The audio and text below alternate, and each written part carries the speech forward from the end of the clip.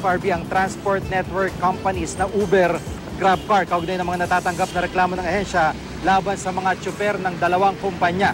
Ayon sa LTFRB, marami sa mga natatanggap nilang reklamo tungkol sa mga driver na namimili ng mga pasahero. Pinakamarami raw noong September 8 kung saan hanggang madaling araw naranasan traffic sa EDSA dahil sa ulan. Ayon sa mga nagreklamo, maraming driver ang Uber at GrabCar sa kanilang lokasyon nung araw na iyon, pero walang kumuha sa kanila. Sabi ng Uber, kapag marami ng pagtanggi ang Uber driver, pinagpapaliwanag nila mga ito. Paliwanag naman ng GrabCar, posibleng malayo o may katransaksyon ng mga tsuper na nakita ng mga pasahero sa kanilang app.